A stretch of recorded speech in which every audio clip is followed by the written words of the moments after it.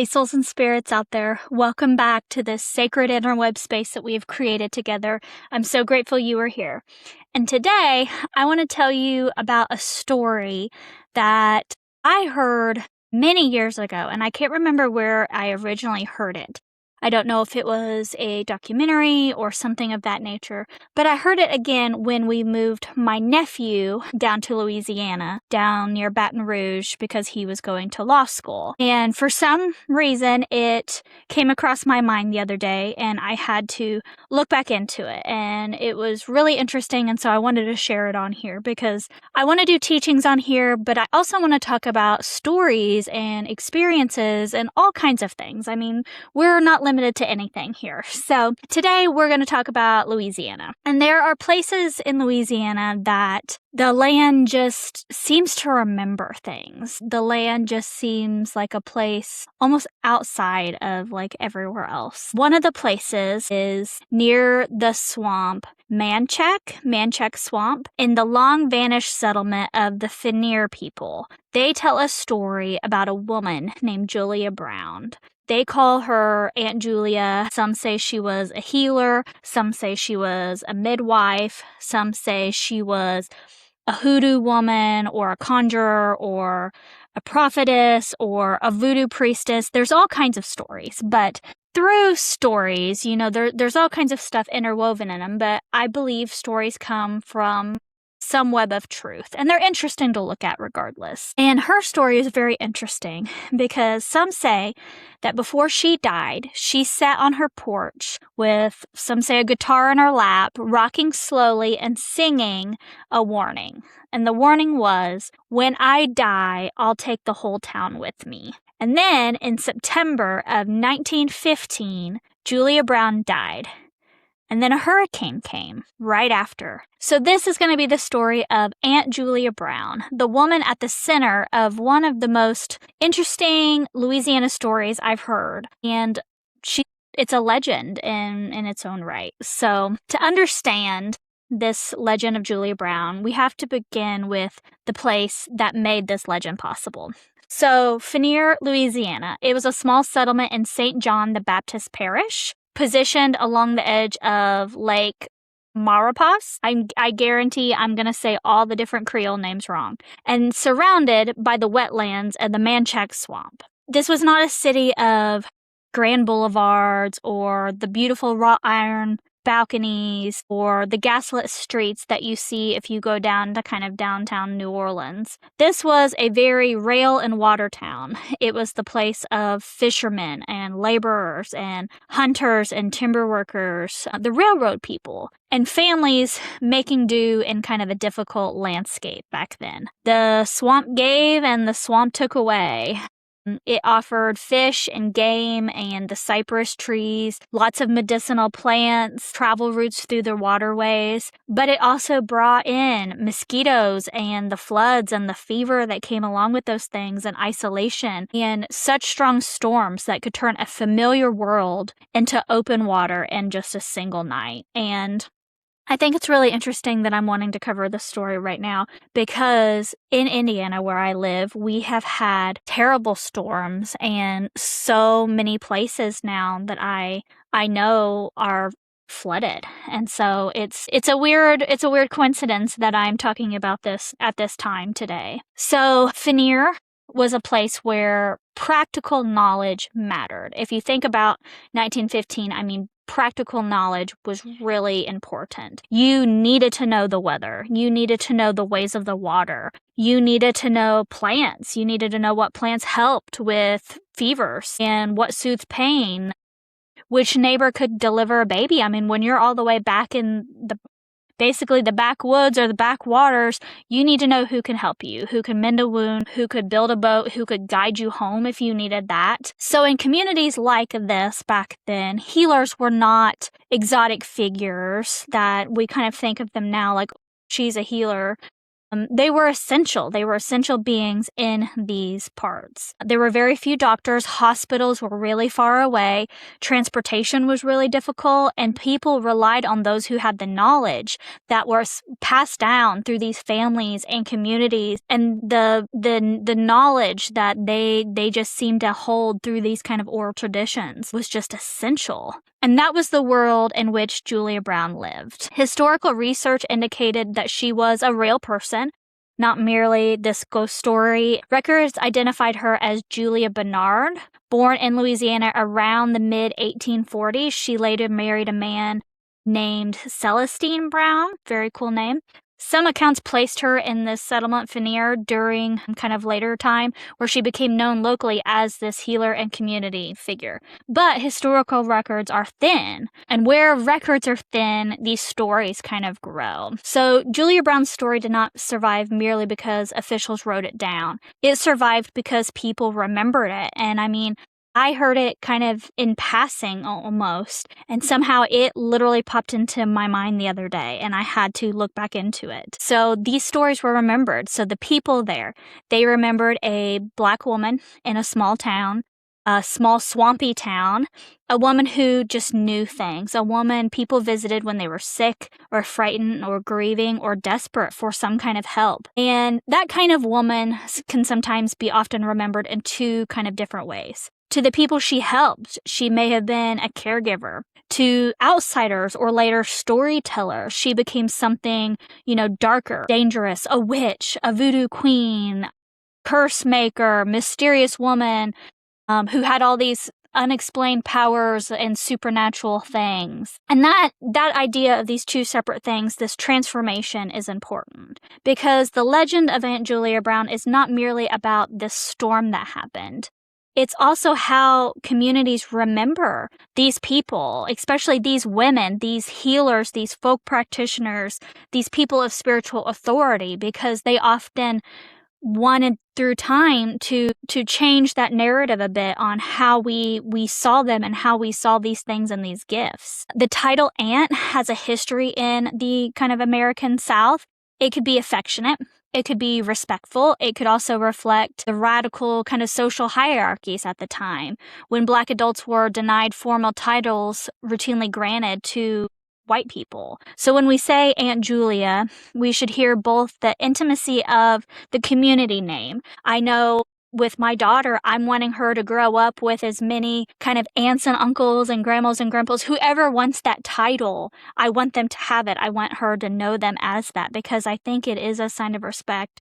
And she knows that she has people to rely on. But in reading of kind of the history of the South, I mean, it could have been perceived very differently. So this woman, Julia Brown, was likely born into a Louisiana shaped by slavery and Reconstruction and segregation and the continual struggle of these communities to build lives under the conditions that were never really equal. By the time she lived in this community, she was reportedly known for healing works. In many accounts, she was described as a Louisiana folk healer, as someone who offered remedies and charms and prayers and care to local people. Now, terms matter here.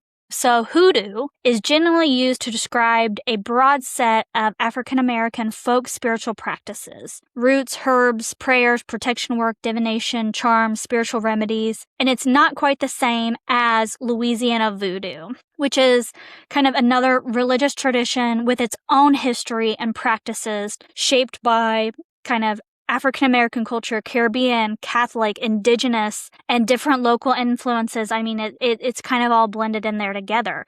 And I can't say that I am from either of these traditions, and so I know I'm leaving a lot out there.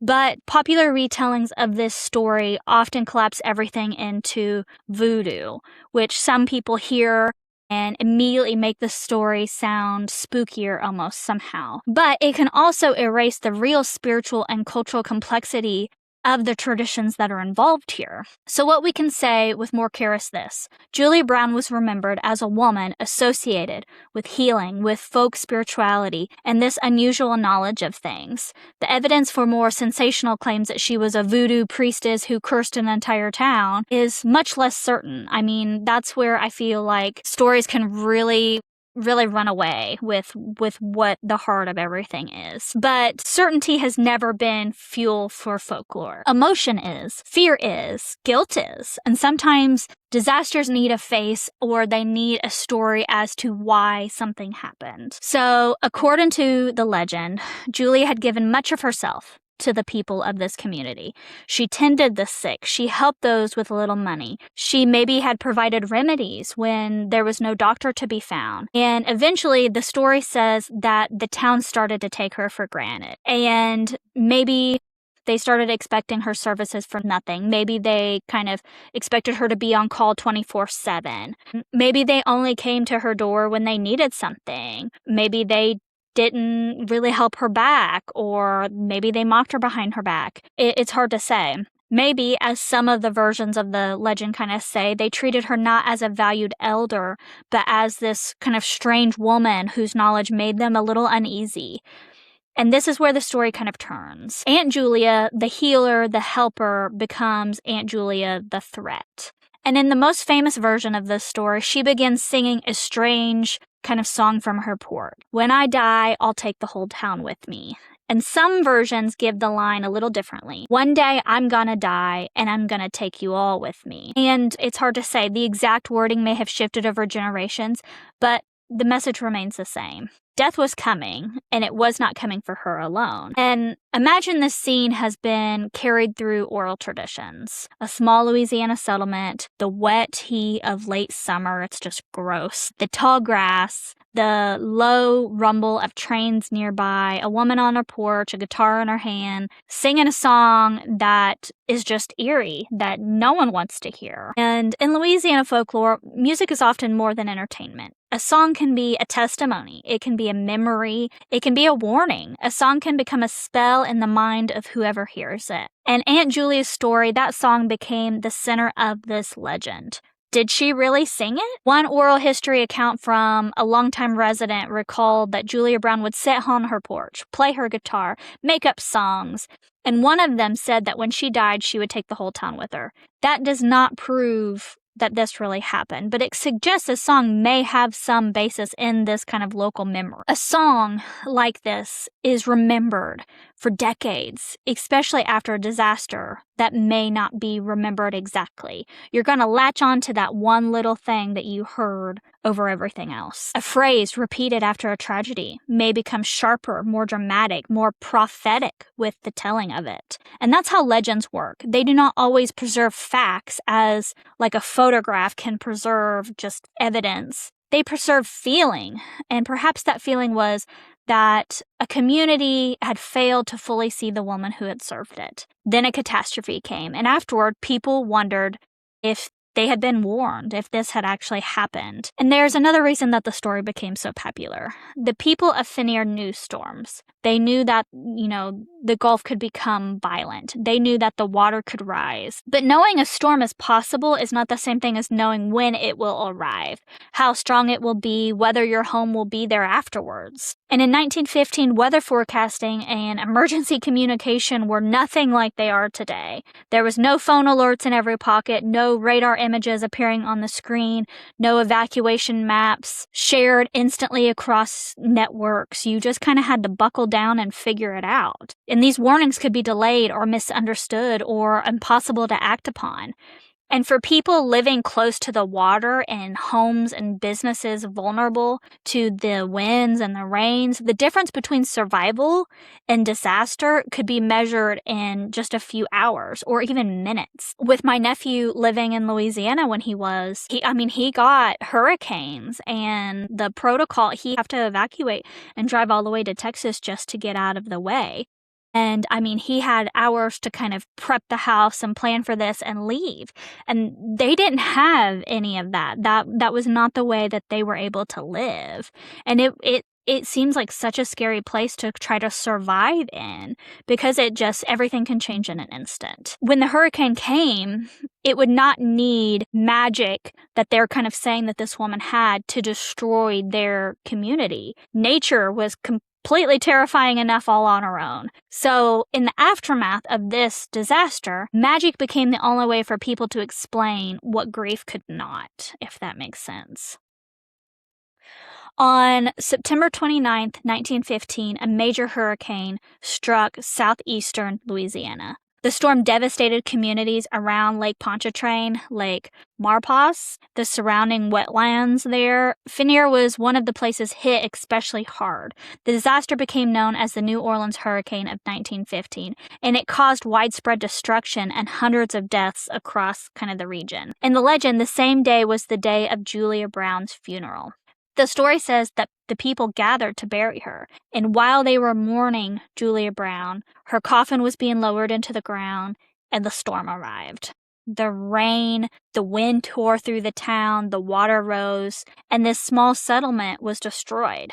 One account reported that the people sought shelter in the railroad depot, but the building collapsed during the hurricane, killing the people that tried to take refuge there. So think about what that means. A town organized around the railroad, a depot that represents movement and connection and escape. And then in the storm, that depot became a death trap in and of itself. The hurricane tore through homes and businesses and docks and the railroad infrastructure and lives. The community was nearly erased, and the community was never rebuilt to what it was before. And afterward, people linked that devastation to Aunt Julia Brown. I mean, if that song was spread throughout the community, then almost how could you not? The woman sung of taking down the town with her when she died, and then on the day of her funeral, the town was destroyed. The timing was too close and too terrible and too perfectly shaped around this story to not believe in it almost. One newspaper account described Julia Brown's burial in the storm's aftermath, saying that her grave had caved in and part of her body was even exposed. This detail, repeated later in kind of retellings, deepened the gothic power of the story, that even death could not contain her. But we need to kind of stop with the spectacle there, because this is the point where folklore often turns tragedy into like a spectacle. This hurricane killed real people. Families lost their homes. Workers lost their livelihoods. Children, elders, neighbors, so many people died. And this disaster was not simply a punchline of a curse. It was a catastrophe shaped by geography and poverty and infrastructure, limiting warning systems, and the ruthless force of just Mother Nature in general. Still, human beings have always searched for why stuff happens. That's always going to be a big question in our human lives. Why did this have to happen? Sometimes that meaning takes the form of religion, sometimes blame or prophecy, and sometimes in the case of Julia Brown, it becomes kind of all three warped into one. And there are several ways to listen to this story. The first, simplest, and the most kind of sensational, she was a powerful woman who cursed this community because the people mistreated her. She died, the hurricane came, the town paid the price. That is the version told on ghost tours and paranormal documentaries, around campfires, and countless other retellings.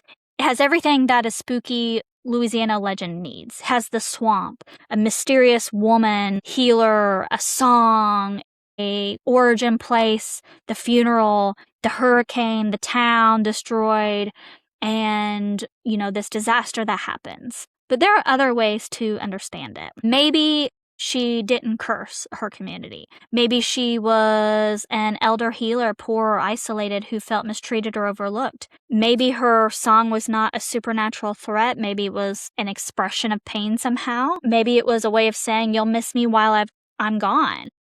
And maybe after the hurricane, survivors kind of transformed those words into prophecy. But I also think about it like maybe she wasn't cursing the town. maybe she was seeing the future, and maybe it was her way of warning them. If she did, she did all these supernatural things that people talked about. Maybe it was her way of kind of singing and warning the people, especially if people mistreated her and they did not listen to her. Maybe she was trying to warn them, and then no one paid attention to her. No one listened to her. It's hard to say. She was seen as this woman who knew plants, who knew prayers, who knew of childbirth and remedies and spiritual traditions that could be sometimes feared. So maybe they started to fear her a little bit, and they started to not associate with her as much unless they absolutely had to. And they seen her as almost dangerous. So something that she was trying to possibly warn them of, they took it as a curse almost. It's hard to say. I mean, I wasn't there. Who's to say what really happened? But this, for me, this shows how someone can quickly become a villain in a story. The modern scholarly kind of description of her story makes this tension clear. There's fragments and oral histories that suggest this real community caregiver turned into more of a voodoo symbol, or this scary tradition almost. But we have to remember, at the heart of this story, it's just a woman. It's just a woman, and she, may have had spiritual powers. She may have known how to use her energy.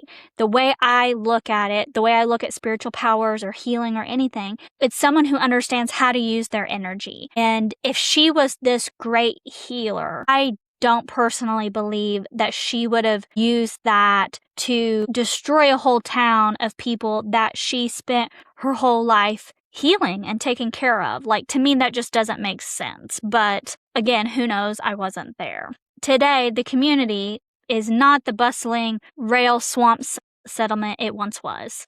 The hurricane devastated it so effectively, the town became a ghost town of just memory. There are still references to it on maps sometimes and along highways near the wetlands, but this historic settlement lives most vividly in stories, and stories of this hurricane and the ruined depot and the drowned town and Aunt Julia Brown. The Louisiana wetlands do not always show their history in obvious monuments. Some histories are submerged. A weathered structure we see on the side of the road may show where a neighborhood once stood, or a tree marks land that used to be dry enough for homes. And this place becomes legendary because it's no longer fully visible. It's easy, especially for visitors, to look at a swamp and see only mystery. But the swamp is also a homeland to these people. It's a working landscape. It's a food way, a transportation way, a memory, a place of survival. And the people who lived there were not just props in this ghost story. They were a community. And Julia Brown was not just a name attached to a hurricane or this devastation. She was a human being. She was someone's neighbor. And if the stories are to believe, she was a healer and active person in her community. And she had a big life before the storm made her famous for something that who knows what she even meant by it, if she even sang the song. So why has Aunt Julia Brown's story lasted more than a century? Part of it, I feel like, is obvious. It's a good story. It has a chilling line at its center. When I die, I'll take the whole town with me. It has a disaster timed so perfectly, it feels almost like it's scripted. It has a woman who seems to straddle this line between life and death and magic and history and myth, but that's not the only reason. This story survives because it addresses questions people keep asking, at least for me anyway. Why do people fear people with spiritual authority, especially women? To me, you could have said that she was a witch, and we're back on this kind of big witch hunt in some spiritual communities. So why do people fear those people? Why do some of these people automatically see some of the things that they can do with their energy, and they automatically think, oh, they're bad? And what does it mean when a lot of these accounts of the so-called, bad person are coming from people who are projecting their fears? on to other people. It's an interesting thing because I'm seeing it being brought up so much in today's world. I mean, I look at her and she's just a woman. She was perhaps someone who understood energy. She understood herbs. She understood just how to help and how to heal.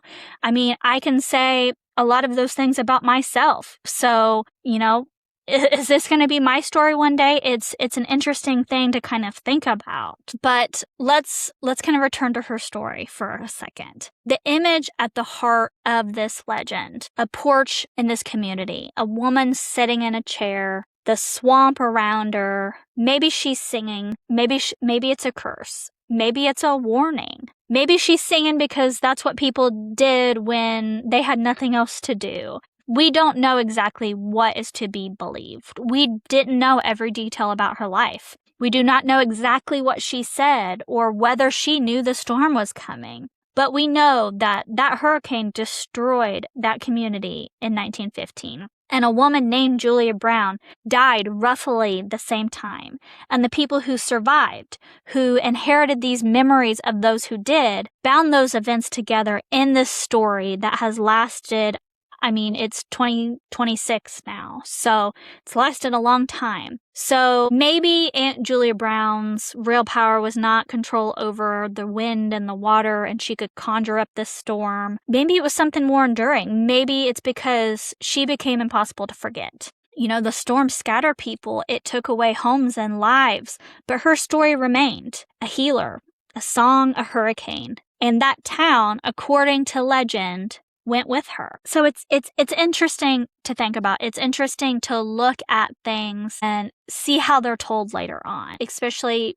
I'm a person who always wonders, when I'm gone, what are people going to remember of me? I randomly had the thought the other day that, like, what are the things that people are going to remember about me when I'm gone? Is it that my favorite food is Chinese food? Is it something I've said, or like the way I smelled? I don't know. I have these thoughts sometimes, like, what is going to be remembered of me? I think it's human nature to wonder what is going to last of our lives after we're gone. And so for Aunt Julia Brown, this is the story that lasted because of her. And it's hard to say what's true and what's not, but it's an interesting story, and it's an interesting thing to think about what continues on after we're gone and what people remember about us after we're gone. So thank you for listening to me today. Thank you for listening to the story of Aunt Julia Brown. I hope it makes you think about how we perceive others. So that's my take for today. I'll see you soon.